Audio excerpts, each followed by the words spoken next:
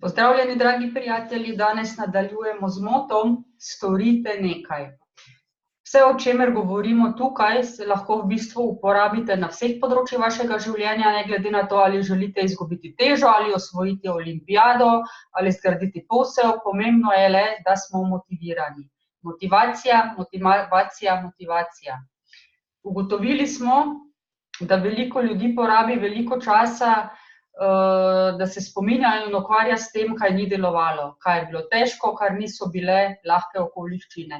In potem pridejo do zaključka, da se bo to nadaljevalo v prihodnosti, ali da je življenje preprosto nevarno, ali da življenje ni tako enostavno.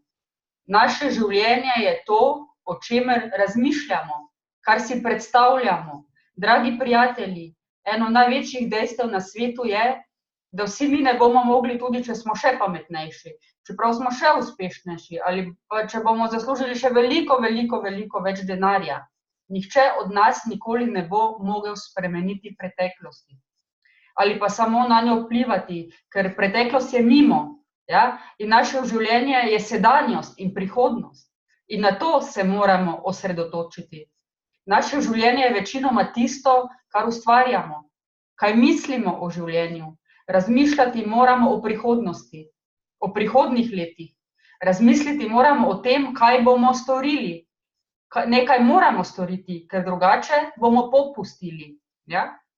Potem bomo popustili in včasih smo zelo veliki strokovnjaki v opustitvi, v opuščanju. Biti moramo podjetniki, storite nekaj. Ja? Če je vaš partner, na primer, preveč zaposlen, da bi delal termine, potem vi to storite. In če te sedaj vprašam, a si se dogovoril danes za termin, ja? Me boš verjetno pogledal s takimi očmi in rekel, ne, ja? Zakaj ne? In potem pride, ja, saj veš, otroci so morali k pediatru in travo je bilo treba pokositi, pa zavese oprati in. Vsi imamo ogromno, pravite, ja? In zdaj vam bom povedala, to ne more biti res, ja? In če mi sedaj hočeš povedati, da nisi imel niti 10 minut, da bi danes vzel svoj mobilni telefon, da bi nekoga poklical, ja? In zdaj vas vprašam, ali ste res zadovoljni s svojim življenjem? Ali res želite tako nadaljevati naslednjih 30 let? Ali ne želite sebi in otrokom dati boljše možnosti? Zdaj vem, da vsi mislite, ja, ampak. Ja?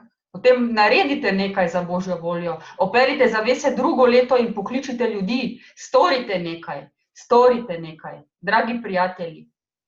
Ali se zavese operejo 2 tedna prej ali kasneje, ali če je to zares enkrat izpustite, ali je to zares življenjsko pomembno. Ali to vpliva na našo prihodnost? Kako se bomo počutili čez 5 ali 10 let? Ja? Ali pa če vaša žena v kuhinji in želi nekaj kuhati, potem mi recite, da nehaj kuhati, ja? Naj ti da klobaso, pa pokliče nekaj ljudi. Ja? Tudi jaz sem potrebovala nekaj časa, potem pa sem skapirala.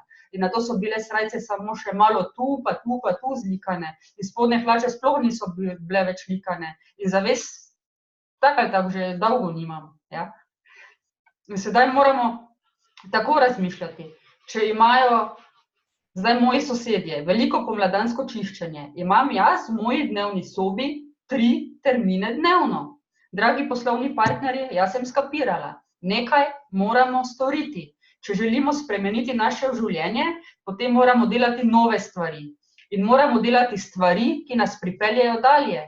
In to moramo delati pogosto. Čim pogosteje, naredite nekaj, ali vedno delamo nekaj. Ja? Če nimate časa, medtem ko sedite na stranišču, lahko pokličate nekaj ljudi, saj tisti na oni strani ne ve, kaj delate. Ja? Vsi, dragi prijatelji, vsi lahko naredimo 1 termin tedensko več. Vsak od nas lahko to stori. Vsak. Tudi če ste danes še tako zaposleni in veliko delate. Absolutno. Ja? To je 52 terminov na leto, to pomeni nove linije, to pomeni posel za vse življenje. Ja? In o tem vam bom še nekaj več povedala v prihodnosti. Ostanite z mano, sledite mi naslednjih tednih, naj vas spremljajo moje najboljše želje. do takrat.